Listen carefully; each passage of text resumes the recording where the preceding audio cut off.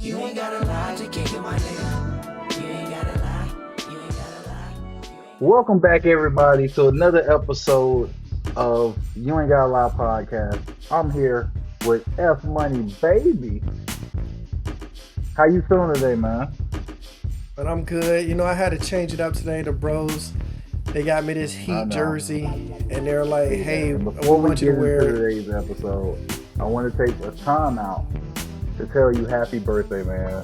I asked you, did you want to not record today? Because the people at home who listen to us, we record on Fridays and we post on Monday. And I asked him, did he want to record with his birthday? And he was like, absolutely. He didn't even think twice about it. So happy birthday to you, man, and many more. I hope you have a wonderful day. And I truly appreciate you of all days being like, nah, let's go to work. Let's do our thing. So we got to make this an extra special episode. We have a bunch of topics. We're talking about the WNBA. We're talking about NFL, obviously. We're talking about the NBA as well. So, but first and foremost, before we even get to there, we are going to talk about people being cut off from your life. So before we start, though, is there anything you want to say about your birthday, man? Hey, I'm about to tell the people about the birthday freebies. Number one is Sonny's. You gotta go there. Sonny's is the best one. Firehouse Sub, Jersey Mike's. Those are some of the ones you have to go to. Starbucks. You get a choice between a drink and some food. I went with the food. Forget it. Don't give me the drink. I get a drink Okay. all the time. Give me something different. But besides those, we'll talk about the rest later. All right, bet. So the first topic of the day is when should you cut people off, and how do you go about cutting people off in life? Because sometimes you find yourself in a situation where people aren't, what's the word, not the healthiest of mental spaces to be around, from toxicity in them as a person, or just you needing to grow as a person because of their immaturity level. And I think the biggest way you can figure it out is how you're feeling as a person. If you're around someone, don't feel good. You don't feel good about yourself. You don't feel good about the things you're doing, or you don't feel good about how they're treating you. And that's the first sign of red flag, I feel like. And a big thing is when you tell this person how you feel, because sometimes I like to try to communicate everything. So when you try to talk about something and they just try to put it down, like, man, you tripping, or you this, that, and the third, then I think that's the sign, like, all right, it's time to go ahead and bounce out. Because if I'm telling you, like, yo, I don't like how, for example, perfect example, when I was in high school, senior year, I just committed to play for the school I was going to play for in college at the time. And I'm like, okay, this is what I'm doing. And the people I was surrounding myself with are like not trying to go to college and play sports. So I was like, one of the guys I hung around with, I won't say his name, but you remember who, wanted to fight everybody. And I was fine with it, just being young and dumb until it was a situation where there was this guy walking with his girlfriend and weren't bothering nobody, just enjoying the night. It looked like they just left the movies where we were in the city. And he walks by and he just, yo, woman looking real good tonight. And it was like, what? And the dude was like, huh? He's like, yeah, she about to get taken. She keep looking at me. And it's like, what are you talking about? And the dude was like, hey man, I don't want no problems. Just don't be disrespecting my girl. He's like, yo, bitch can go home with me if I want. And it's like, it was for nothing. Like it was the dude didn't say nothing, and he just was provoking this guy for no reason.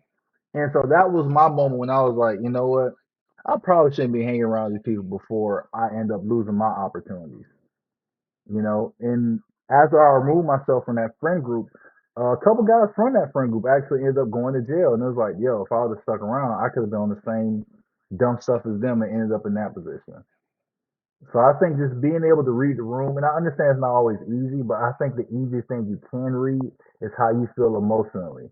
Like if you feel like bad for yourself emotionally, or you feel like, man, this might not be the best thing. If you second guess it at all, I think that is the biggest thing.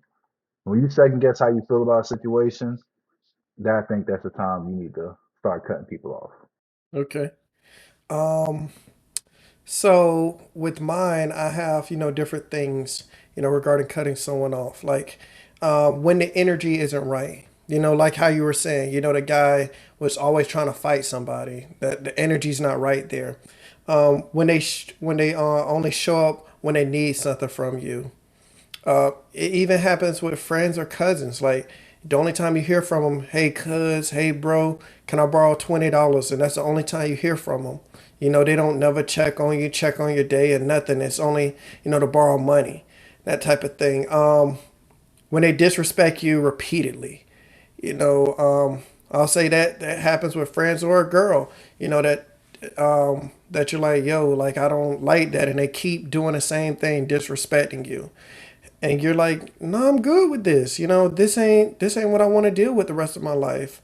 We're the only one trying. Like how you were saying, you were trying to go to college or do something with your life, and you were having other dudes who are like, nah, I ain't trying to do nothing. I'm trying to just be in the streets or whatever. And it's like, hey, we're not going at the same places.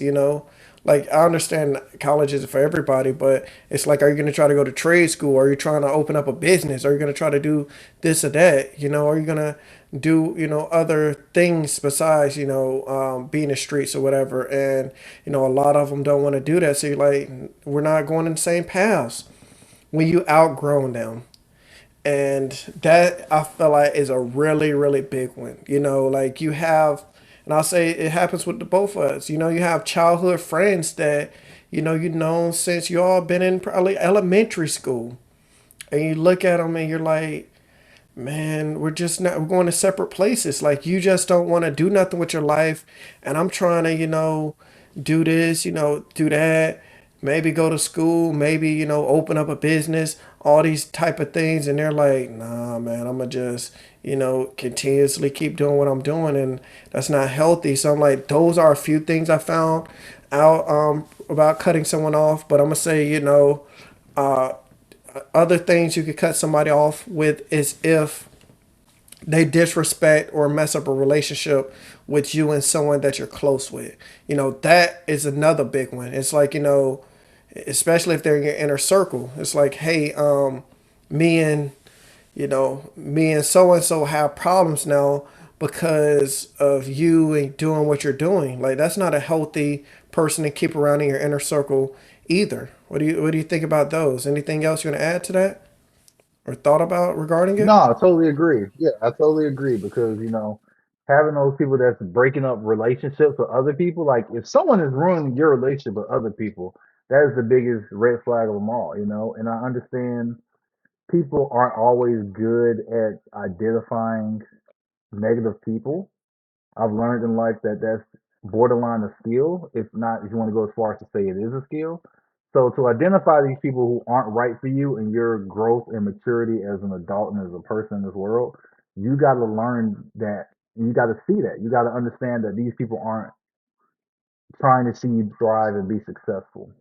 So I think just taking care of yourself, man. Putting yourself first. That way you can see like, okay, this person really don't care about me, trying to up myself or level myself. And especially where we're from too, man. You see it a lot in Lakeland. Niggas never want to see you doing good, bro. They never want to see you doing good or better than them. When you doing your thing, like perfect example is the girl who do my hair back home. With her business, when she said she first started, her salon or whatever, people be like, "Oh, I see you got your little salon," and it's like, "Why I got to be little?" It's like they always try to demean what you're doing and where you're going. So I think being able to see that and understand that people are gonna hate on you. People are gonna want you to fail. People for whatever they because they're not doing good. They want you not to be doing good. Yeah, And it's it like goes they don't from want it's to. just life, man. Yeah, Yeah. Yeah, it's like they don't want to work on upgrading themselves. They just want to drag you down with them. Like I'd say it's the opposite with us. Shoot, we got a player. He played for the Florida Gators, and he's from Polk County. The point guard. He's a Naismith. He's in the Naismith. Which is the running for one of the best college basketball players. And I see him, and I'm like, I want him to do good. But right. it's other people who just want you know, to bring misery because they're miserable. And, that's someone you don't want to be around, is someone who wants to bring misery to you due to the fact that nothing's going good with them. It's like instead of, trying to motivate themselves to do better, they just want to hate on you. And so, like we're saying, that's somebody you have to cut off, is somebody who isn't trying to do better for themselves or just want to hate on other people also. And that's one thing about Polk County. Like, I'm proud to be from Polk County. You know what I'm saying? So whenever I see somebody make it professionally, whether it's music or in athletics, I'm always like, hey, he's from the crib, right? Like, that makes me feel good to say, hey, this guy's from where I'm from and he made it out. So I always root for those guys. Even like you said, the guy up at Florida, I hate the Gators, but the fact that they got somebody from the cribbo, I gotta support homie. So that's a big thing for me. Same here. Same here. I support, especially when they're doing big, I support the people from, Polk County. I'm like, hey, man, we got, like I said, we got multiple people who's been from here and been successful. And I'm like, hey, I just want nothing but good for them to happen for them. That's all I want right there. So I guess my next question would be is how do you go about cutting someone off? Like you made the adult decision like, okay, me hanging around Leroy, he shoot guns every night. I'm not trying to shoot guns every night at people. How do you remove this person from your life? There's multiple ways. I'll say you can ghost them, but I don't believe in just ghosting people. Right. I believe in just being real with them. Like, yo, Leroy, man, I know you like to shoot guns every night and be all this type of ruckus, but I just can't do this no more, man. I got more to live for than, do this every day and night. Every day, single day doing this. So, you just be real with them. Like, yo, we can't hang no more. That type of thing. What about you? What would you say to them? I don't know. I think it depends on your personality. I do think it is very mature in like a man to be like, yo, this is where I'm at with it, bro. I don't think we should rock no more. But 9 times out of 10, people don't have the courage to say that. So I've always like when I peep the situation, I've always fell back slowly to being like I'll still talk with you because at the end of the day we were friends for X amount of time. But like as far as like, yo, I'm trying to go to the south side. I'm not getting in no car with you. I saw it happen last time we went to the south side. So just slowly pulling back and then just be like, yo, I'm busy, until they. And I guess that's something I should grow in as a person, being able to communicate how I feel better. But I do agree with you. Just to cold turkey go someone, you can't do that because people care about you. No matter if they're a bad person or whatever, these people care about you. So for you to just all of a sudden, for example, if I don't talk to you tomorrow, we talk every day. So if I don't talk to you tomorrow, you'd be like, "What's up with Jay? Is he all right? You gonna shoot me a text? Nothing." Another day go by, nothing. Then now you hear the fellas like, "Yo, y'all heard from Jay? What's going on?" And he's like, "Yeah, I talked to him. Okay." Then a couple days go by. You call me, "Yo, you good? We still good? What's going on?" Nothing.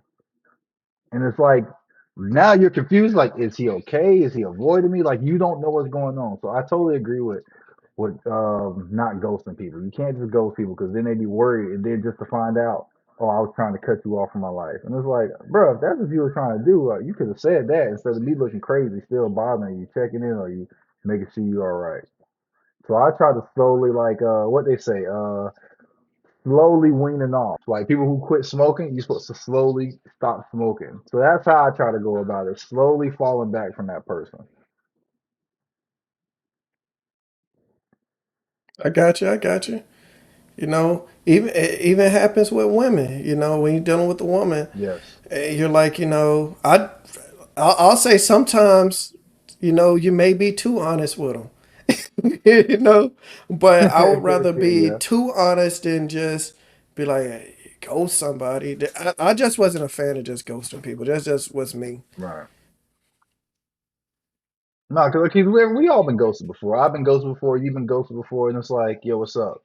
And how you mentioned women. It'd be like, yo, you be talking to this girl for 2 months. Yo, what's going on? And da da da. And all of a sudden, you don't hear nothing.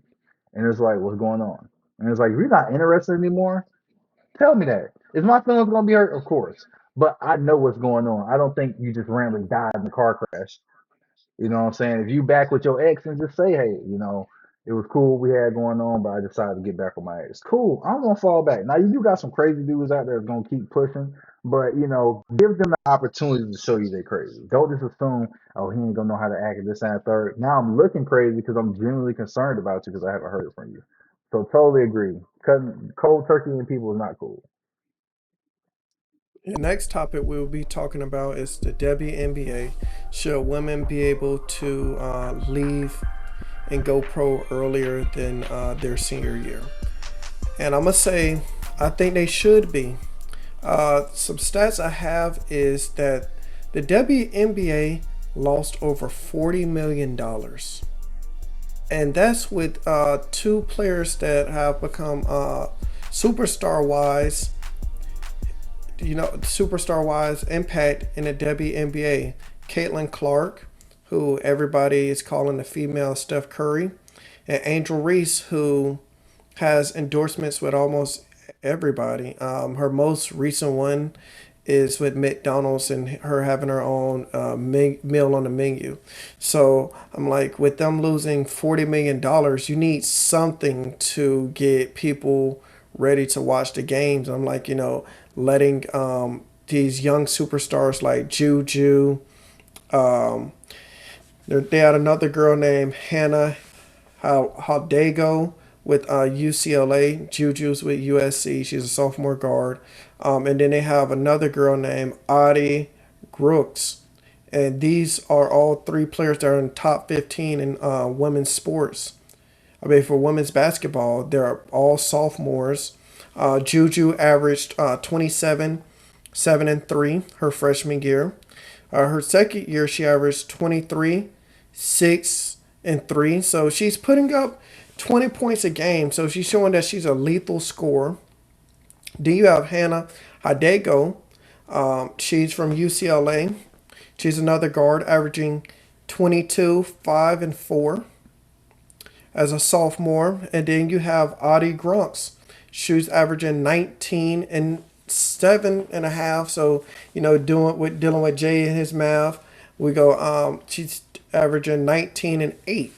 And I'm assuming that she's a big man, as a center or a power forward. But all these girls are balling out and they're all sophomores. So I think they had the ability to play in a league. You need some type of buzz for the WNBA because you're losing money. The WNBA players are talking about, hey, we want to be paid more, but they're losing, 40 million a year at least. So the only way for everybody to be happy is for the, freshmen, sophomores, juniors, these underclassmen to be able to go to the league if they're good enough. And I'm like, I don't think that there's no way Juju would be been able to leave her freshman year and not have been a top 10 guard walking into the league. What do you think about that? You think she could have been a top 10 guard walking into the league her freshman year? Yeah, she's good enough. So I'm like, that you need something to bring fans into the seats. We seen that with Caitlin Clark. We seen that with Angel Reese. That's what you need. You need people to want to watch the WNBA games. Like I'll say, the NBA has lost some viewership. So you mean to tell me, the WNBA is going to be able to survive off of who they have? No, you need more to that. You need absolutely more to that. Let's hear your thoughts on the WNBA and girls being able to leave early. I actually disagree with you. I think it's a good system they got in place, having them wait until they're age 22, because so much has to happen as far as the development part. And then it's little milestones that help us get that way. Like, first and foremost, it encourages these young ladies to get their degree and have something to fall back on. How often do we see guys in the NFL or NBA, especially NBA, they declare early, leave, and then they're not good. They're supposed to be the next big thing, and they're not good until their fourth or fifth year in the league. And you know why they're good their fourth or fifth year in the league? Because that was their time in college they could have had. The only difference is they're making money. So now with NIL, I think that helps them. You know what I'm saying? So instead of those guys fizzling out, it allows them to get to that point. And another workaround that the WNBA has is if they graduate early. So the two stipulations to get to the WNBA, well, to declare for the draft, is you need to be at least 22 years old, or you need to graduate. So if you graduate at 19, get your degree, you can declare for the draft. So it all depends on how much work you put in the classroom. And we both can agree that the WNBA doesn't always produce the best product, right?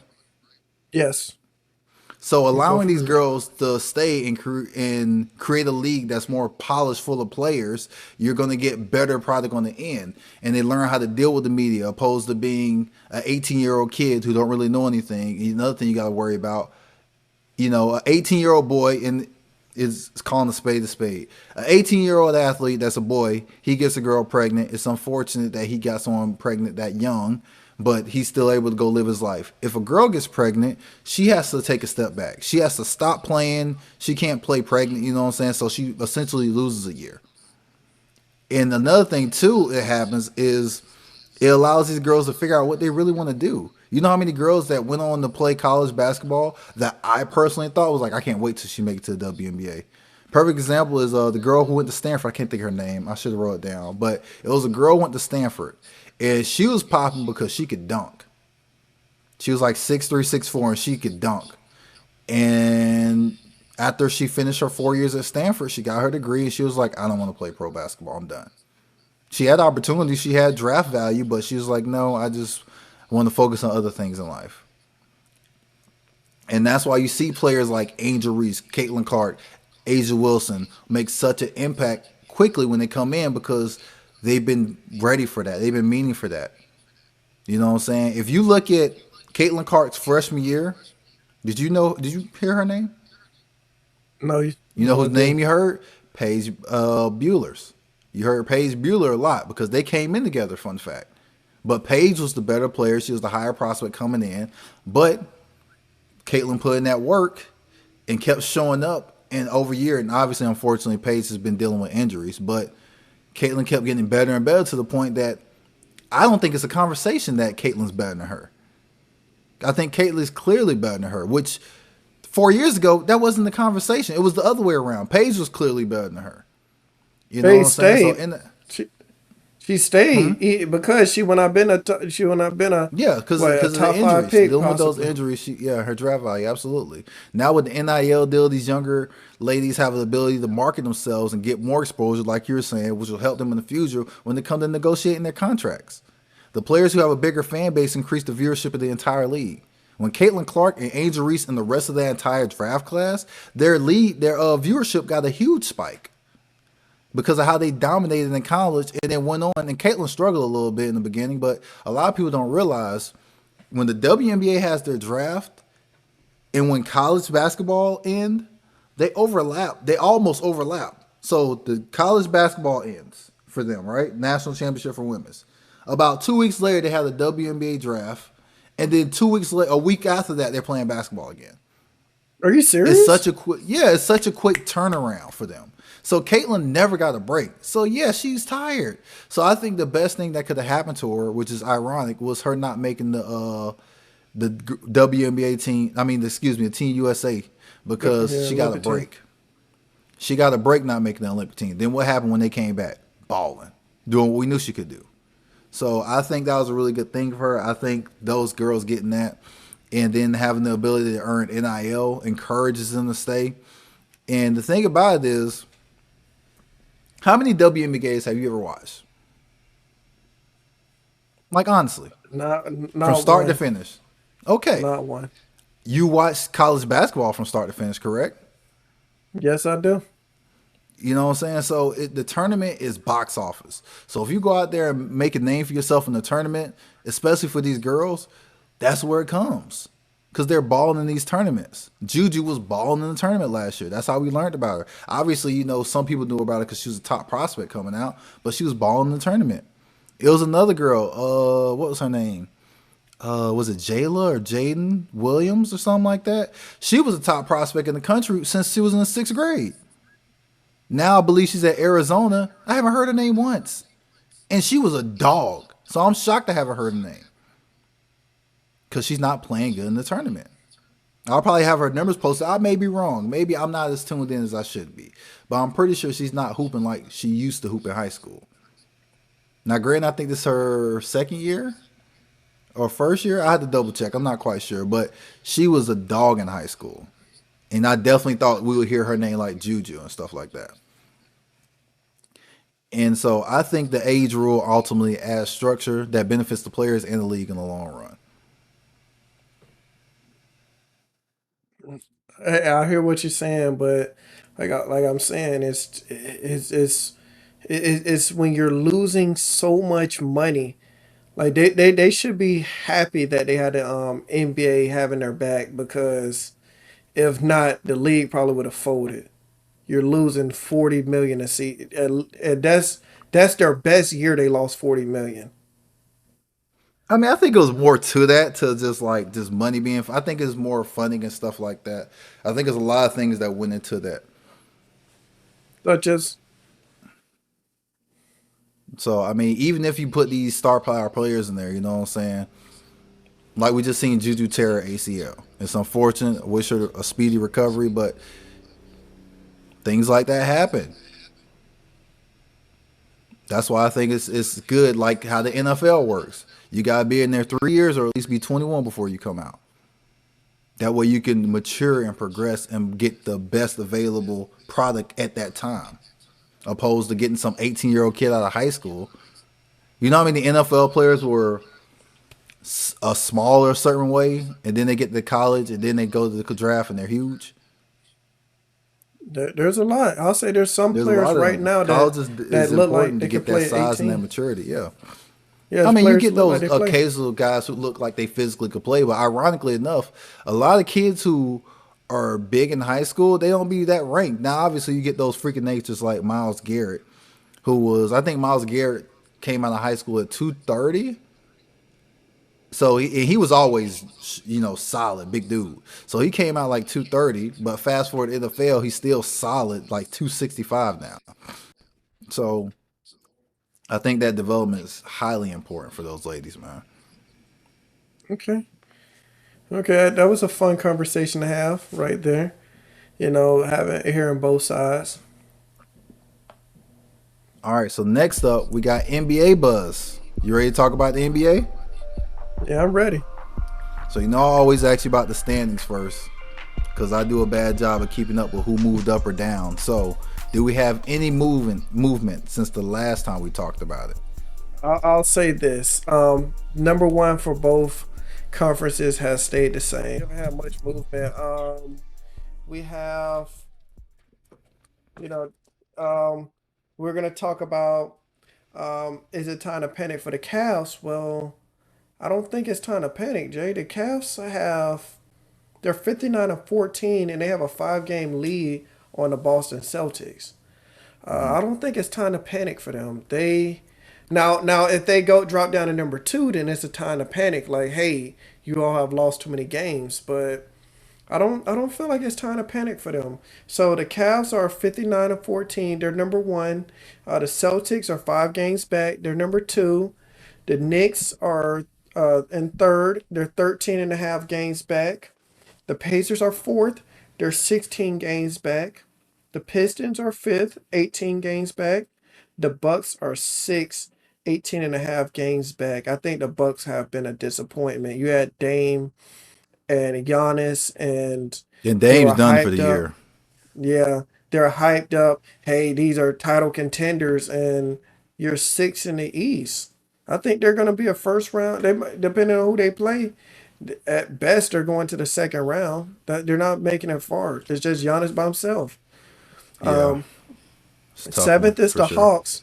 You called the Hawks making a playoffs, and they're 24 games, and then your team, the Magic, 24 in the games, 24 and a half games back at their eighth.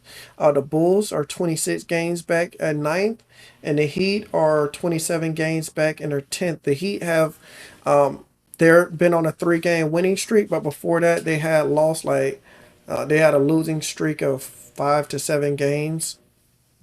I think they're just done, man. Did it At feel this good to point, see the Heat beat the Lakers? I mean, excuse me, the Warriors. yes, it felt good. Hey, that boy Jimmy got treated.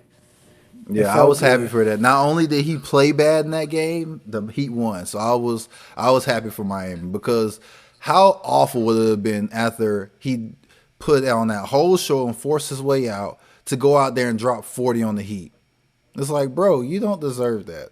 So I was happy that he not only played bad, but the Heat won. It was bittersweet because Steph didn't play either. so, so But it's still, like, though, because a lot of people thought he was gonna go scorched earth on y'all. yeah, that's true. And I'm not gonna lie, I thought so too. I thought like, ugh, G may go out there and put because you remember how it was when we played Minnesota after he left. Yeah. He dropped like 40 on them boys. So I was a little concerned that he may, go out there and do that, but he didn't. But I agree with you. I don't think it's time to hit the panic button on the Cavs yet. The last 10 games, they're 6-4, which had a 4-game losing streak in it. You'd rather not start losing games at the end of the season consecutively during the. But they still lead the East, like you said, and they did bounce back with the whooping the Jazz, 120-91. So I think that gives them some signs of relief. My next question would be, is the Lakers defense legit or is it overrated? So, so, For about a so I month and a brought up, half, they were ranked number one. I brought up two of their best defensive players, Rai Hachima. You know who I'm talking about, right? The Haichima? power forward, yeah, Hachima. He's a really good defender, and then Jackson Hayes.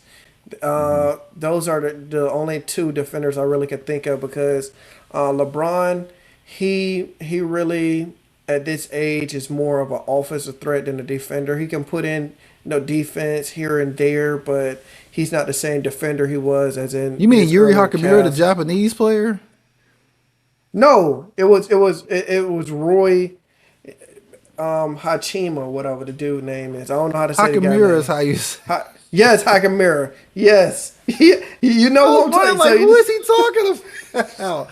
I'm like, yeah, Rui. yes, that's what I'm talking Rui about. Hakamura. Okay, yes. Yes. And I don't think the Lakers have really good defenders besides him because the dude, their point guard, man, Luca. I think I could go out there and score a basket on him right now. Sadly. I mean, That's I how bad he is defensively. I have to low key agree with you, man. Like, Luka's a bad defender, will always be a bad defender. I was hoping at some point he will at least like I think a lot of it with him is effort. It's been times where Luka just don't even try on defense, bro. And it's like James Harden, like people give James Harden crap about not playing defense. At least James Harden would get a steal from time to time. Luka doesn't get steals. I think Luka averages like .6 steals for his career, something crazy like that. Like at least try to make an effort. So Hey, at Luka's a least bad Steph. defender. At least Steph was Exactly. a Steph defender. led the league in steals. And then you have Austin Reeves. Austin Reeves is another guy who's a poor defender. He has great offensive moments. He's a really good offensive player, but he's a bad defender. So, yeah, Jackson Hayes, if we're going to be transparent, Jackson Hayes cannot be your rim protector if you're trying to be a championship team.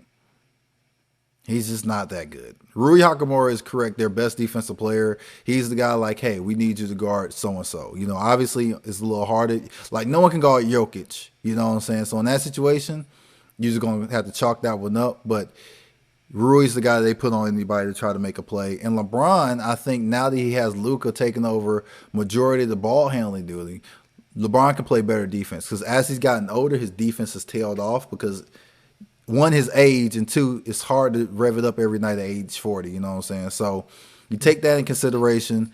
He's going to be able to give a little more effort on defense to help out defensively because Luka's going to take on a bigger role on the offense. So would I say they're the number one defense in the league? No. Were they playing really well? Yes. But I do have still concerns about it, so I guess my ultimate answer would be they're a little overrated. Because I am concerned about how they're going to do against certain teams like OKC. I think they are. It's funny because for years, the Lakers were a bad matchup for Denver. I think LeBron lost like 11 games in a row to Denver before he finally beat them. Now I think Lakers are a bad matchup for Denver.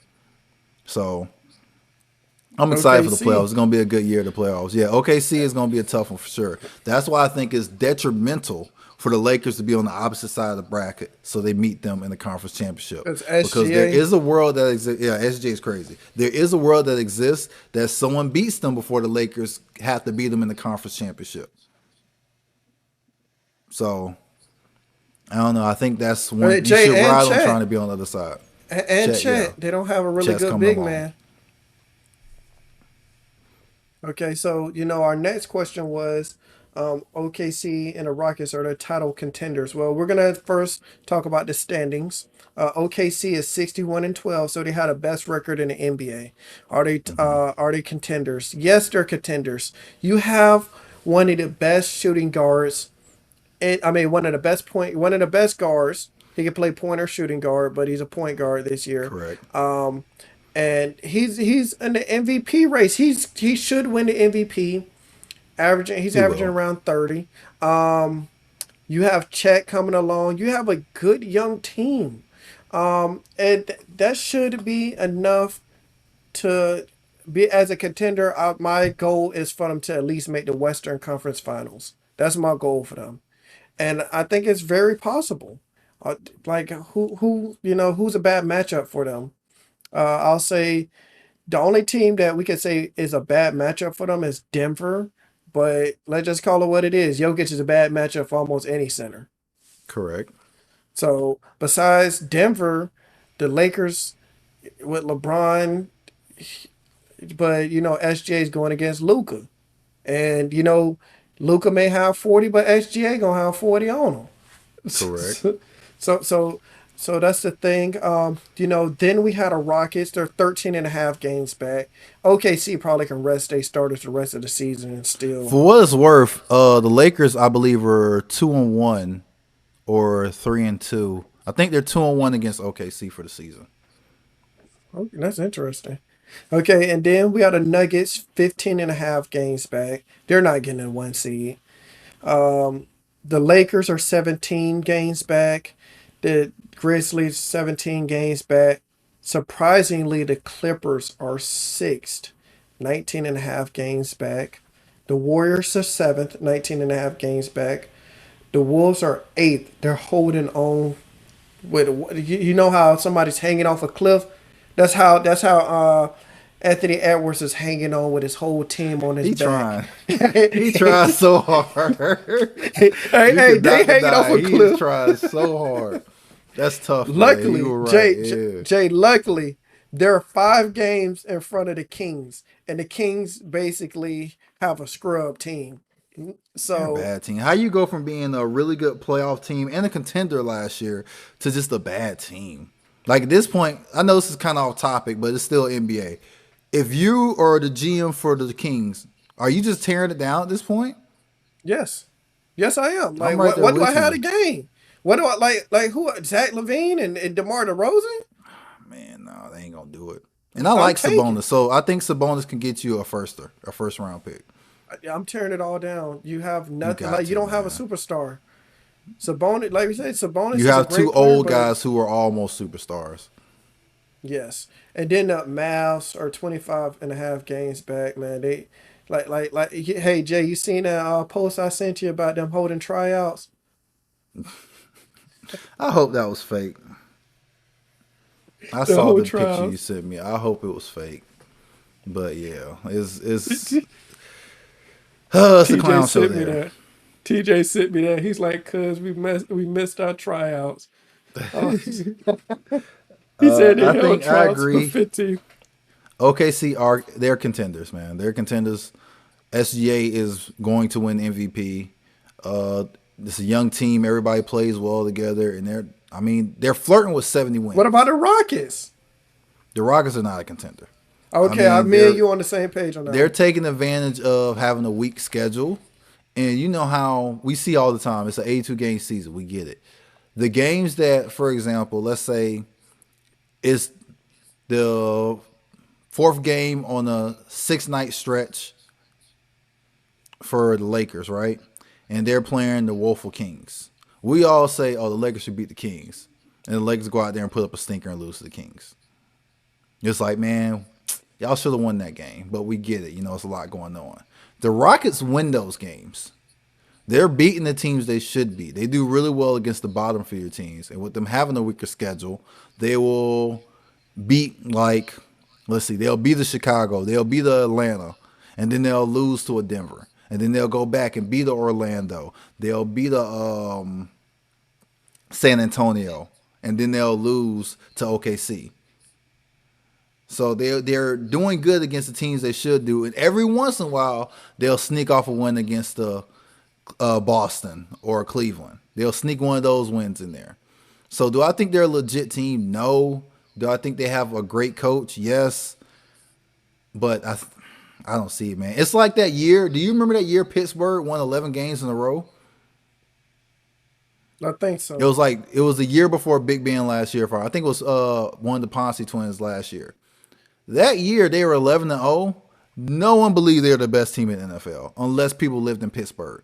People who lived in Pittsburgh are the only people that thought they had the best team in the league. So I think that's kind of what's going on here. I think they're playing a little over their skis. I think they're going to come back to earth. And honestly, I'm going to put my name to it. They're going to be a first round exit. Houston's not beating Wow. nobody in a 7-game series, bro. Wow. I just don't believe it. That's a bold take in the first round. They I'm might have putting to my name play. on it. They might have to play the Warriors or the Wolves. If they play the Wolves, man, I don't know. I don't know. They might beat the Wolves. I think Julius Randle has been playing really good lately. Rudy Gobert is Rudy Gobert, and then obviously Ant Man is a man on fire. I don't see Houston making that the first round, but we'll see. We'll see. Yeah, I don't see it. You know what, bro? If they play the Warriors, man, that might be a quick out for them. His stuff. Hey, you might be right about that one, but I agree with you. I do think OKC is a contender. SGA and Chet, they're a good duo. They're a great young team, but Houston, I agree with you with Houston. I don't think that they are a great team. I feel like they're a year or two away, and Yes. the Warrior and Wolves, that might be a tough matchup. Like I think they can beat the Clippers. I think they can beat the Clippers. But Is Warrior Kawhi and playing? Wolves, you know that boy Kawhi been on vacation. He been on vacation every That season. boy say 1-3 Cancun at the beginning of the season. NBA Yes, tip off weekend. He's talking about some 1-2-3 Cancun. that's where he's trying to go, man. So I'm gonna say, I just don't feel like he's even the same player anymore, to be Correct. I agree. honest. So he play or not, I don't think he makes that much of a difference. He's played well the last month. I think last week alone he averaged 28, 7, and 3 or something like that. He had a good week, but yeah, no, he's only played 28 games this season. Hey, it'd be nice. It'd be nice to be paid like him and only have to play 28 games. Hey, Yeah. dude, didn't he play half of the season? Nope. He He played making 28 what? games this year. He's making what, 30 million and not even playing half the season? Yeah, for Hey, sure. what job are you one of the highest paid players at your craft and you don't even work half of the time? Keep in mind, this is the guy they kept over Paul George too. Yes. Still bothers me. I don't care how bad PG-13 is playing. You kept the guy who took your team. He dragged that sorry ass team to the Western Conference Finals, and you said, "Nah, we're good." Over a guy who can't even like the guy. I don't even think Kawhi has played a back-to-back game. No, heavens no. It's What does that even crazy to me. mean? What does that even mean? He has Kawhi playing low back to management. back. Yeah, He's the yeah, reason low Lowe's management. managers in the league. Can't stand the guy.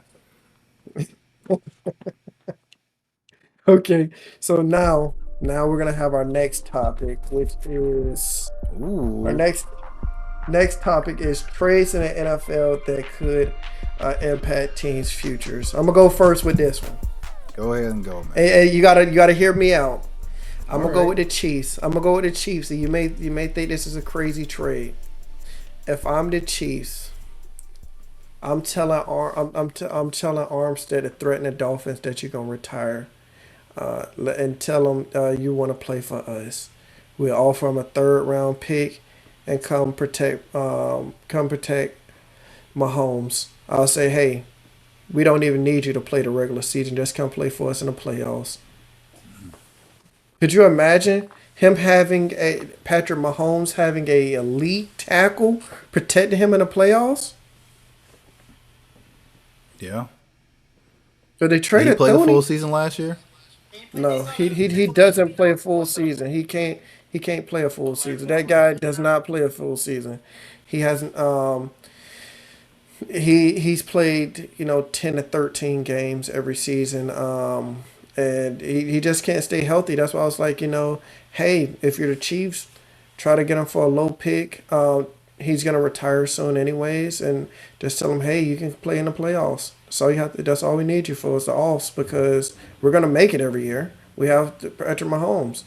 Hey, just rest up. I just tell him, hey, just rest up. We just need you in You the most believe important Terran games. Armstead is good enough not to play a single game during the season and just turn the switch on No, during the playoffs?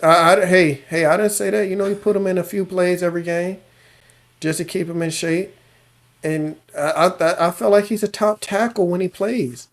He's a top tackle in the league when he plays, and I will put him in a few games. A few plays per game, and let him just make sure that he stays healthy, because when I was watching Dolphins games, you notice a huge difference between him and Patrick Paul in there. Right. Patrick So Paul's so I did bad. yeah. So that's why I did a hypothetical. I was like, Armstead would make a huge difference for the Chiefs if he was able to be healthy in the playoffs. And then the next one I have, you told me you already disagree with it, but Tyreek Hill to the Baltimore Ravens. They never had a deep threat like him. He'd be running wide open. So Because they don't and throw then the ball deep. they have a quarterback that can sling that thing. They have to call him Sling That Thing Jackson. With Oh my Tyreek Hill out there, they call that boy Sling That Thing Jackson, boy.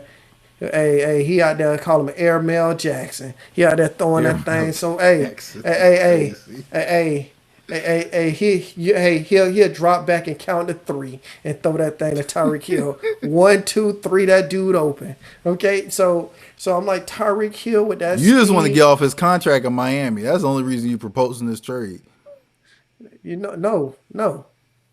I have other motives, but still, I have other motives, but still, get that boy. Hey, Jackson ain't never had a receiver like him, boy. Hey, that dude, this year he would have more touchdown catches than baby mamas. Okay, Oh my than God. kids born in a year. Okay, that man had less touchdown catches than kids born in a year. So we I don't know need. why you know that stat. I wish you didn't know that stat. That is crazy. So yeah, him and Jackson, but hey, they'd be a dynamic duo. You got Superman and Batman, ain't no Robin. And then you got Derrick Henry in the backfield. Boy, can you imagine what Derrick Henry would do? No boy, Tyreek no, Hill is not going to get the ball enough to be happy in that hey, hey, offense. hey, he'll get at least one touchdown a game running wide open because they play action. That boy Derrick Henry in the backfield dudes are like, oh man, Derrick Henry gonna break a long one. That boy Tyreek Hill running, he running like he running like he playing tag, boy. Hey, he be wide open, boy. Hey, 60-yard bombs every game. That's all I gotta say. All right. So for mine, I'm staying with the Chiefs for my first one. And okay, Travis Kelsey, Hall of Famer, right? He was a big part in helping Pat get to his, the Patrick Mahomes always been playing at. So who's going to replace him? We finna go on a long journey right now, okay? So, you know who could be the Travis Kelsey replacement? Michael Mayer. You know who Michael Mayer is, the tight end for Oakland? Michael Meyer, excuse me. Well, he's the backup tight end for Oakland. And he was starting, and then they went and drafted Brock Bowers, and we saw what Brock Bowers did. So now they have a guy who played really well his rookie year, and then they went and brought in Brock. So it's like, cool. He's really good. He has a large catch radius, but it's the Raiders. So they would never make that trade with the Chiefs. My next guy on the list, Isaiah Likely, a receiving tight end who would fit perfectly in Kansas City. As much as they run routes as they tight end, even the backup tight end be making plays for Kansas City. The truth behind that is he'll never play for Kansas City because he hates Kansas City. He's already said on record he loves Are you playing for serious? Baltimore. Yeah, he don't like Kansas City. So there's no world that one the Ravens would trade him. I think what Andrews kind of taking a step back last season and likely taking such a huge step forward. I think it's unlikely that he'll play for play for another team besides the Ravens. So that one's dead. But I think Isaiah likely will be a beautiful fit in Kansas City. So who would be the tight end to replace him? The guy I have in mind is none other than Luke Musgrave, the tight end for the Green Bay Packers. He was a starter, and then they brought in what's his name? I can't think of that other guy's name. Hey, you know the guy. You know the guy. He beat you in fantasy. He did. What's his name? I started up 2 tight ends that week too. Oh my gosh, can't think of his name. But basically, Luke got hurt, and when Luke got hurt, the backup tight end came in and he balled out, and he became the starter. So Luke has been relegated to being a backup. He's a copy and paste of Travis Kelce, just an inch taller. They ran roughly the same time. Exactly. He ran roughly the same time, but Luke is believed to be faster. The same vertical. I think Luke had 2 inches more or an inch more than Travis Kelce in vertical, and they put up the same number of reps. He has an obviously larger catch radius because he has longer arms than Travis. Tucker Kraft was his name. And so he's going to be out there backing up Tucker Kraft. Why not go get him, Kansas City? You go get him. Travis Kelce next year is probably his last year. You let Tucker play that back end role while still learning from Travis. Like, hey, this is how we do it in Kansas City. Who says no? And another thing that works in the favor of getting him, because a lot of times, like those first 2 names, you're not going to get those players, right? It helps you get them because the Packers do not run a lot of 12 personnel. Do you know what 12 personnel is? Not trying to be sarcastic or a smart ass. No, they 2 tight ends. Correct. Packers ran the least amount of 12 personnel in the NFL last year, which meaning once Tucker Kraft took over the starting job, Luke wasn't getting in the game. And ironically enough, the Raiders ran the most 12 personnel because they have Michael Myers and they have Michael Mayers and they have Brock. So you got those 2 great tight ends there on the field a lot. So it understood to make sense. So I think obviously that makes him even harder to get because of the rivals and because they run a lot of 12 personnel. So this is the perfect guy to get. What are your thoughts on that one? I could add another name. Call up Miami, try to get Juju. Call up Miami and try to get Juju. Yeah, hey. Who is Juju? Juno. Jono Smith. Janu? Yeah, Jono Smith. Yeah, Jono. Yeah, man. I meant Jono, man. Yeah, I meant Jono, man. I meant Jono. Janu. Yeah, Jono. Smith. They should call up Miami and get Smith, okay? That's what they should do. Call up Miami and get Smith. And isn't he 30 though? Yes, but Kelce about to be 30. You want somebody to Kelsey's like 36. That's why you want somebody younger. Luke is 24. I didn't know Luke was 24. Wow. Yeah, he just turned 24. So you go get a young tight end who has a bunch of potential. And he can learn from Travis and keep growing through that ladder, man. I think that would be a great fit. Johnny Smith is obviously really good, but he's a little older. So you have him for maybe a year or 2 before he starts falling in, performance. Yeah, so I think that will be the perfect Travis Kelce replacement. And then my second trade, this one's fun. The New York Jets trade for Micah Parsons. The Jets are in a rebuild phase. Yes, the Jets trade for Micah Parsons. And I'm going to break it down for you why this will be a great trade. The Jets are in a rebuild phase and need an elite game changer on their defense on top of having Quentin Williams, right? We all know Quentin Williams is one of the best D tackles in the league. Parsons is versatile enough to be a pass rush coming off the edge, and he can drop back in coverage. I think that was one of the weaker points for them is their linebackers, even though I like Quentin Williams' brother, a lot. And Sherwood, the middle linebacker, played good for them. But I think you add a Micah Parsons and let him play that middle backer and then move him around and sometimes rush. That versatility is deadly. Parsons is known for his ability to disrupt offense on the edge and in coverage. The Jets defense scheme, which is likely going to be aggressive and have hybrid roles, will let him maximize his impact, like his first year in Dallas when they let him roam around and be all over the field. Unless the Cowboys can't pay him. Yes, the Cowboys can't pay him, and it don't seem like they want to play him. They already have established veterans on the pass rush who are also kind of hybrid players on the edge. I can't think of the DN's name, but he's a little on the smaller side for a defensive end. But that D line is really good. So his presence and opportunities are going to be awesome. Have young players go out there and develop him a true star. Foundation for a stronger defense overall. And the cherry on top is Aaron Glenn is going to be the head coach, and he's going to have his toe in on that defense. He's going to maximize Parsons' versatility, have with his aggressive approach. He's going to adapt They're to the young scheme defense, tailor-made Jay. to Lynch Parsons. They're young defense too. Yeah, I mean, yeah, some players are a little young, but I mean, it depends on what you mean by young. Like 28 and under, I'll yes, say they have a young defense. yes, that's what I was talking about. Yeah.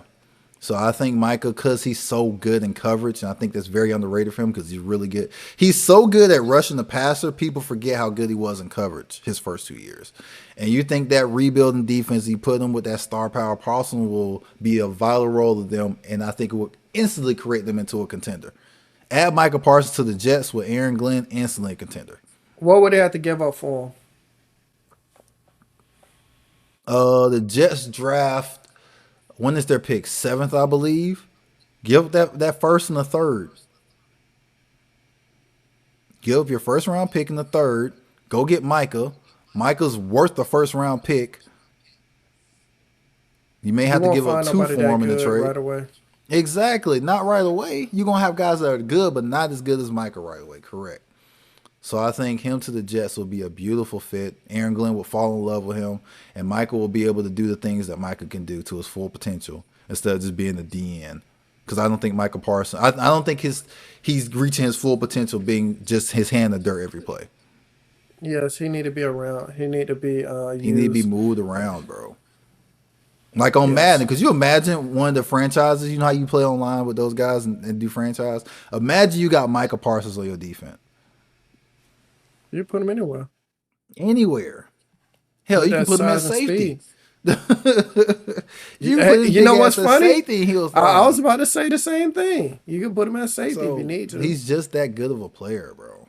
But yes, so Micah to the Jets and Luke Musgrave to the Chiefs will be my two trades that will take those teams over the top. And then mine What you was think about Hill. it?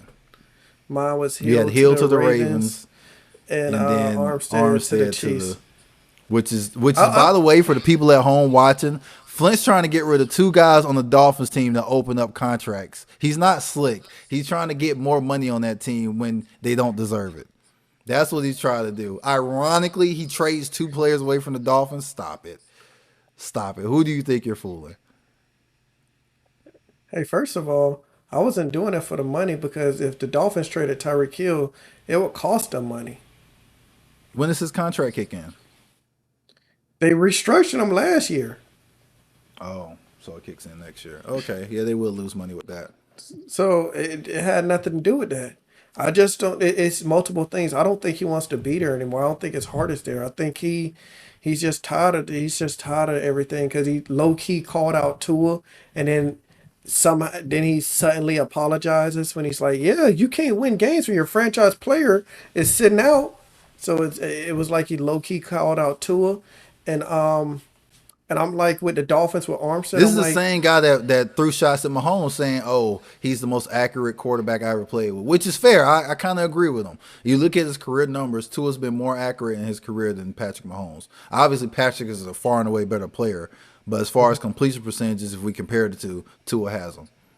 I like your trades. Musgraves, I think he's a freak of nature, and Michael Parsons, I don't like that one. You don't I don't like the like that. Micah to the Jets? No, Why no, not? no. Cause I had to deal with him 2 times in the season. Oh, yeah, because you're the Dolphins. You got to play on twice a year. That's fair. That's fair. Well, if like the Jets team, I think they would be nasty on defense. But I don't want to see Yeah. that trade go down. I don't like the Tyreek Hill one. I just think he's going to be lost in that offense, not going to get the ball, and he's going to complain. Armstead would be a great trade for the Chiefs, but the fact that he don't even know if he wants to play football, that means his heart isn't in it. And you know as well as I do, whenever a man's heart isn't in something, he's not going to give his best Hey, effort. Jay, is it his hardest in it, or he played for a trash team? I mean, that plays a part. That's why Calvin retired. Calvin So was tired if of losing. hey So Jay, if he was playing for a winner, it might be a different situation. Because think about it, Jay. Calais Campbell went back to Miami. So it could be the whole like I know they were voted high and everything, but it could be the whole thing of, hey, I don't agree with this culture. right. I mean, that's on the board. I'm not gonna take that from you. That's definitely on the board. And Tyreek Hill already wants out. I think he wants out, so we have to Yeah, see, he was man. acting like he did. So for sure. Okay. But Let's all go with right. hey, The hey, last topic. I've been waiting all week to talk about this. The fact that you think this is a conversation just shows me where you are at with it. But, ladies and gentlemen, who is the better wide receiver? Jamar Chase or Justin Jefferson? Mr. Money Baby, take it away. hey, hey, far and away, Jamar Chase. Jamar, I'm awesome Chase. All right, Jamar, I'm by myself. Hey, one dude guarding me. I'm still by myself. Chase. Jamar, I will moss a dude light side Chase. Okay, you know what, Jay? We're gonna even go back to college. That's how far back I'm going. So we're gonna compare their freshman seasons. Jamar had 23 receptions for 313 yards and 3 touchdowns. Justin Jefferson didn't play, had 0 receptions. Okay. We're gonna compare their sophomore seasons. Or do you want me to compare the seasons that they played, the season they played together? Which one you want me to do? Whatever you want. Okay, I'm gonna compare both seasons. Do the national Sophomore season. championship season. Okay, national championship season. Jamar Chase, 84 receptions, 1,780 yards, 20 touchdowns. Justin Jefferson, 111 receptions, 1,540 yards, and 18 touchdowns. You got almost over 30 more receptions to get than me, and I still got more yards and touchdowns. I'm obviously the alpha receiver. It's no contest. He has 20 touchdowns to 18, and you had 111 receptions. I had 84 of them things. Okay, now we're gonna go to the pros. We're gonna go to the pros. All right, we're gonna go there. Okay, we're gonna compare their numbers. Do you want me to talk about only the numbers when Jamar Chase was in the league? Compare those, or compare the first year? No, I'm gonna just compare the leads during the league together. Okay, we're gonna compare 21. Jamar Chase, 81 receptions, 1,455 yards, 13 touchdowns. Justin Jefferson, over 100 receptions, 108, 1,616 yards, and 10 touchdowns. Jamar Chase had 13 touchdowns to 10. And he had to have more receptions. Okay. We're going to talk about 22. 87 receptions, 1,046 yards, 9 touchdowns. 22, 128 receptions, 18 over 1,800 yards, 8 touchdowns. Jamar Chase still had more touchdowns though. Okay, we're gonna talk about 23. This when he treated the dude. This when he treated that dude. 100 receptions, 1,216 yards, 7 touchdowns to 68 receptions, 1,074 yards, 5 touchdowns. Who has more tutties? That boy Chase. Okay, then we're gonna talk about 24. All right, we're gonna get and talk about 24. Okay, Jamar Chase, 127 receptions. Man, he was literally carrying that team right there. 1,708 yards, 17 of them things for in the end zone, 17 touchdowns. Justin Jefferson, 103 receptions, 1,533 yards, and 10 touchdowns. So I did a comparison of their career numbers, okay? Their career numbers with Jamar Chase and Justin Jefferson in the league, okay? We're going to compare, okay? So Jamar Chase had 395 yards. 395 receptions, 5,425 yards, and 46 touchdowns. You heard that thing? 46 of them big things. All right, 46 of them. Okay. Justin Jefferson, 406, 400. He had barely 407, 400. Come on, man. Basically, 400 receptions, 6,032 yards, and 33 touchdowns. We played the same amount of games, and I got 46 to 33. It's no contest who the better receiver. 46 of them things, you got 13. Shoot, I did more.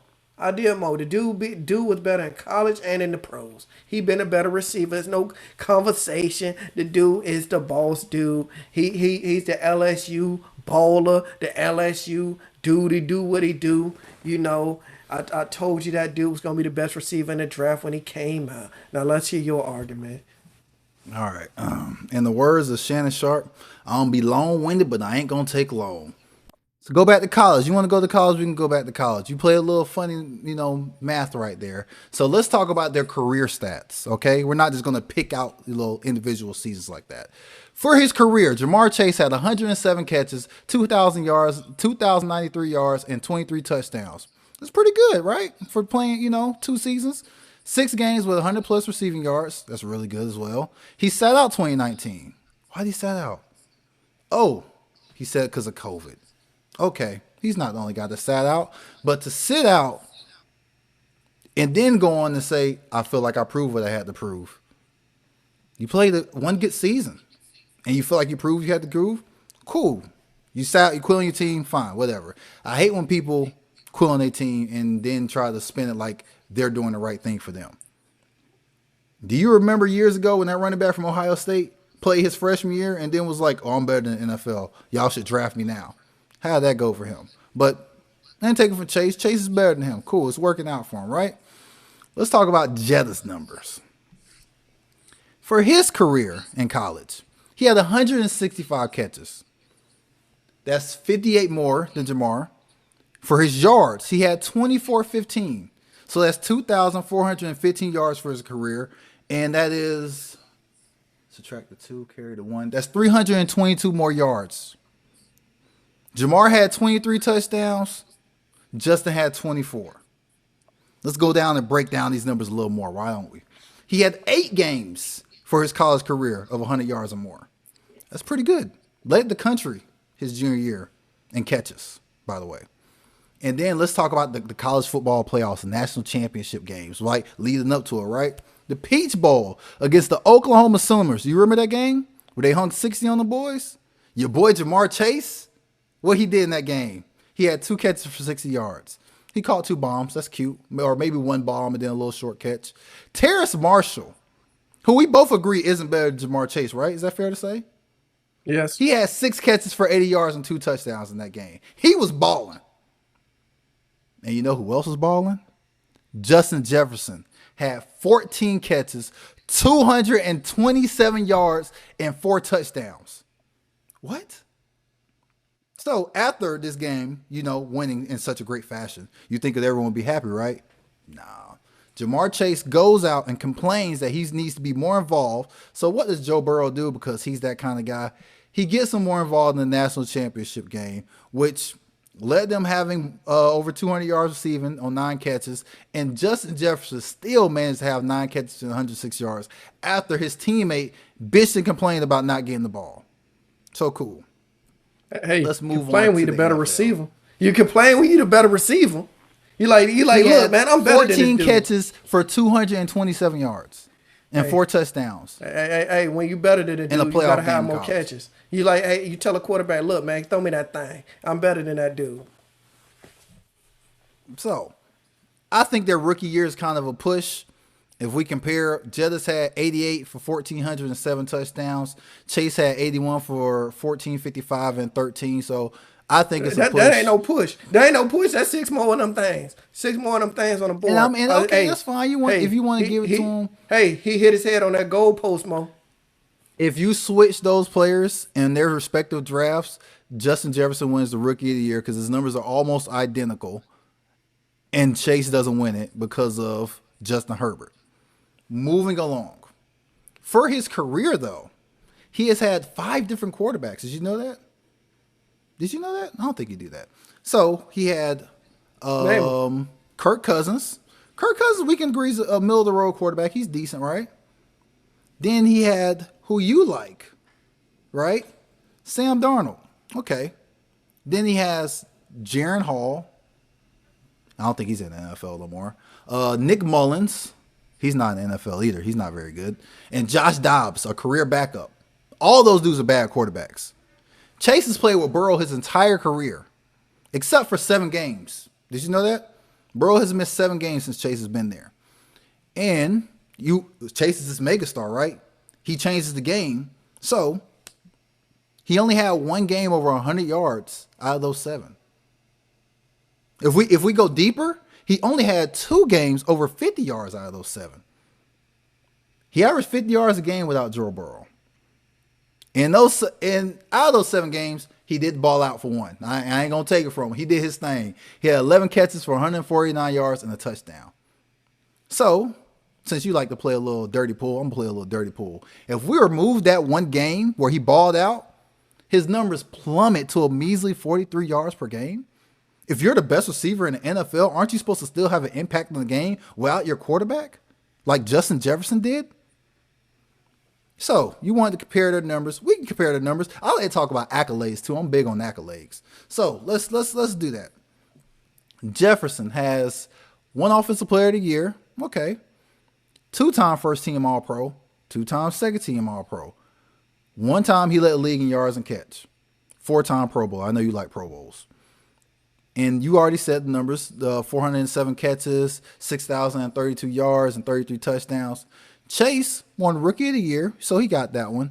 1 first-team All-Pro, 1 second-team All-Pro, and he has a Triple Crown. So since Jettas led in yards and catches, and he has a Triple Crown, you got all 3. I'll give you a little edge, but in my mind, it's a push. But we will give the edge to Chase because he has a Triple Crown, right? He has fewer catches, fewer yards, and a lot of touchdowns. What matters more? The touchdowns. Chase came in the year. Hey, right? which Chase matter more? came in. Touchdowns or catches? As a wide receiver, you need to catch the ball, but regardless of which.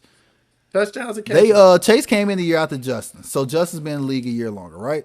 So we're gonna remove Justin's rookie year, right? We're just gonna remove it out of fairness. And they both was hurt a year.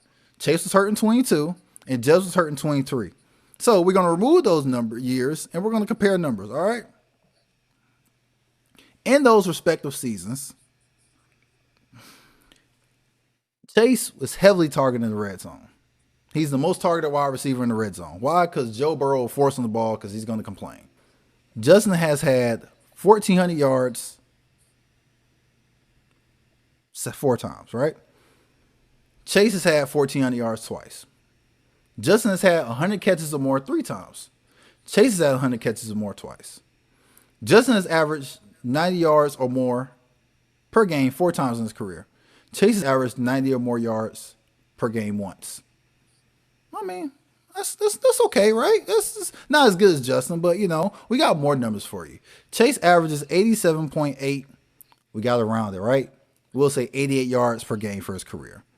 Justin Jefferson averages 96.5, but we got to round it up, 97 yards per game. By the way, that's the NFL record. Did you know that? He averages the most receiving yards per game in his career, and he's still playing. Absolutely nuts, by the way. Career drops. I love to talk about this. That means the ball hit your blessings, and you dropped it. The ball said, beat him up, ball, and you dropped it. Chase has 40 career drops. 40? The best receiver in the league dropped the ball 40 times? Justin has 20. But you knew that already, right? You know what else? Chase has 2 seasons with double-digit drops. Justin Jefferson never dropped the ball more than 7 times in the season. I just find that absolutely fascinating. And it must be nice to have a top 10 quarterback. He forces you the ball every play. I've seen Joe throw terrible balls to Jamar Chase because I'm assuming he said something about it complaining, trying to get him his targets. Justin doesn't complain or throw a temper tantrum when he doesn't get the ball. He gets upset when they're losing. That's the only time I've ever seen Justin get upset when they're losing. I've seen Jamar Chase winning a game. You remember that game last year? T. Higgins went off. Chase is over there like this, and they're up 30. Shows his personality. And you remove his last season boom where he had the 17 touchdowns. That leaves him with 17 minus the 40s. That leaves him with 29 TDs. So 29 TDs.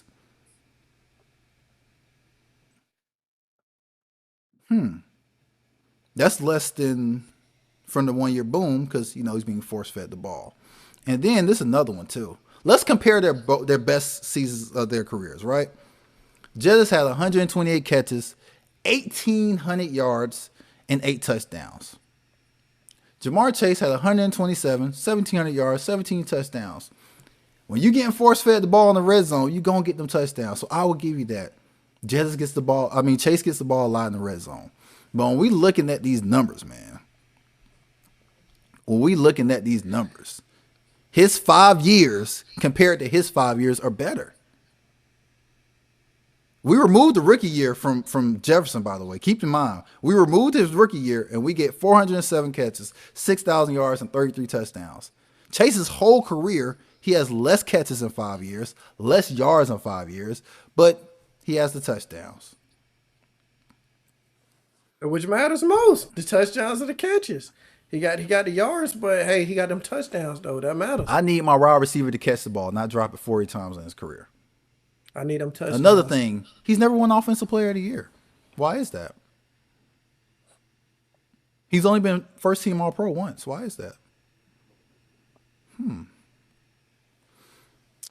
I don't know, man.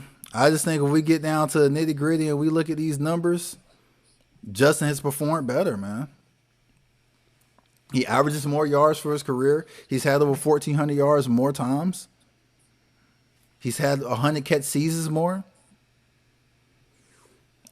What are we talking about?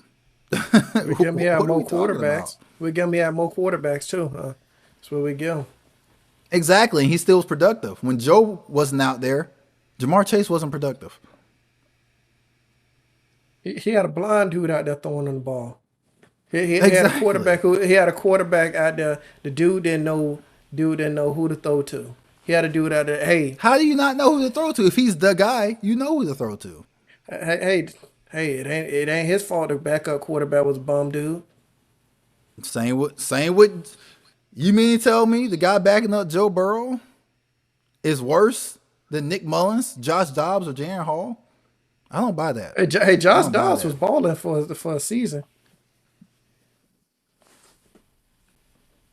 You believe Josh Dobbs was balling for a season?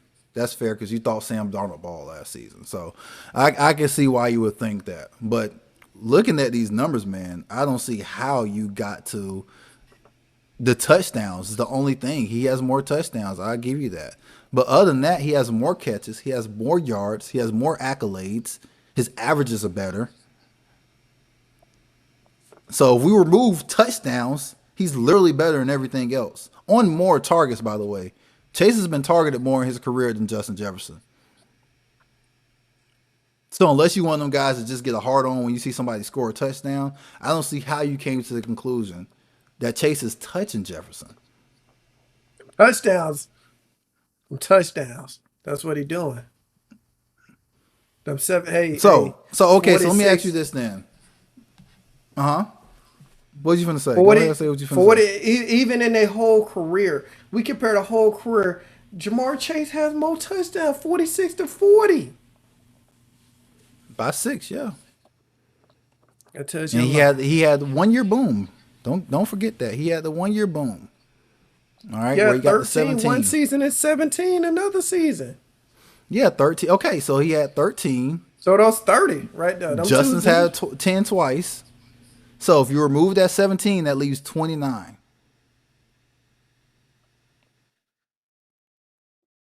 So is this his normal or is this an anomaly? Now, if he had over 10 touchdowns 3 times, I would have gave it to you. Like, okay, that's the thing he does. But he's only had 10 or more touchdowns twice. Hey, we'll see this season. We'll see this We will season. see the season. I mean, the numbers don't lie, bro. The question will be the question will be answered. The numbers it's right there in front of you, man. It's just blasphemy at this point.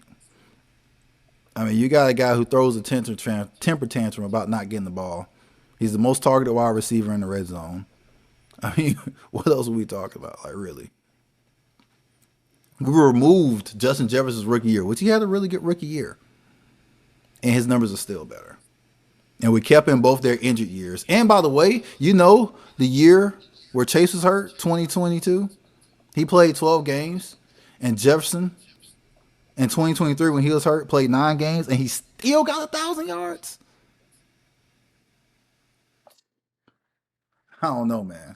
I feel like we're comparing tomatoes to oranges at this point. And the oranges are a lot better than these tomatoes. Top 5 wide receivers. So we comparing right there. I got another Jamar Chase stat for you. So the past 4 years he's been in the league, he's third all time. And I think all the receiving categories. I think he's third in catches, yards, and touchdowns. No, I think it's catches and yards. And he's first in touchdowns or something like that. You know who's first in those catches and yards ahead of him? Cooper Kupp? Justin Jefferson. So, I think, I don't know what else you want me to say, bro. All right, we're going to see. We'll see. Time will tell. We will see. Time will tell. Because the way time going right now is telling everything. Anything else you got? Are you good now? I think I said it all, bro. All I'm saying is the numbers don't lie. You know what a wise man once told me? Women lie, men lie, numbers don't. That's all I got for you, man. All right. Well, we'd like to Anything else say. You want to add? I'll say we'd like to say we hope everybody had them a wonderful day, and we will. You gotta talk about your favorite places to get food for your birthday, man. I already told about it earlier. You know my favorite spot. You name your top 5 favorite places to get food for your birthday. My favorite spot is Sonny's, man. They give you a whole meal. Sonny's give you a whole meal? Yeah, they get a whole combo meal. Sonny's, Jersey Mike's. Jersey Mike's give you a whole normal sub. Firehouse sub give you a medium sub, but you have to purchase something. I just got me a drink, or you can get some chips or something. But Firehouse sub gives you something. Krispy Kreme give you some donuts. So if you want some donuts, Krispy Kreme give you 3 of them. I'll say I went to Starbucks. They let you choose between a drink or a food item. Tropical smoothie gives you a smoothie. So, I had a few things. Those are the things for now. But I'm gonna get a few more things later. Waffle House give you a waffle. Denny's give you a Grand Slam. Okay, I give you a Grand Slam at Denny's. I think it's Grand Slam. I think I have to recheck, but Denny's give you something too. Hey, Waffle House give you a waffle though. So shoot, I'm about to go there. hey, I might have to fight somebody, but I go to Waffle House though. Yeah, it depends on what time you go to Waffle House. If you go, what time is it now? 7. If you go around now, you should be all right. But after 11 o'clock, yeah, you might want to bring your stick with you, bro. It get a little sticky after 11. I ain't gonna lie to you. All right, I'm gonna go early. I'll go early. Then. go during breakfast. When it's civilized. But all right, that was good though. This is like one of our first episodes where we disagreed on topics. I like it. Yeah, you know what I'm saying. I liked all your points you made with the WNBA. I think that was it. Everything else was just downhill from there. But you can't win them all. Sometimes you just have to concede to the better, debater. And today wasn't your day. And I didn't want to do it to you on your birthday, but you pulled it out, man. I do feel bad, but I do love you. It's all love. Happy birthday, man. It's all love. That's all we got for this one, man. If you watch this far, y'all, we appreciate it. Please leave a like, comment. Get in the comments. Please get in the comments and tell us y'all opinions. I've had people text me how they feel, and you've had people text you. I'm like, leave a comment. Yeah, that's what I'm saying. For us. Please leave comments if you have an opinion on so. Even if you disagree with us, leave a comment. We'll love to hear it. I'll respond. I know Money responds. Go ahead. We're very active. And if you're new here, hit that subscribe button. You know you're liking the content so far. Money, what else you got to say, man? Hey, you all take it easy. Have you a blessed day. All right, until the next one. I'm Two Wavy Jason, aka Jace HD. This is F Money, and Money. we are Out. You Ain't Got a Lie podcast. Peace. Peace.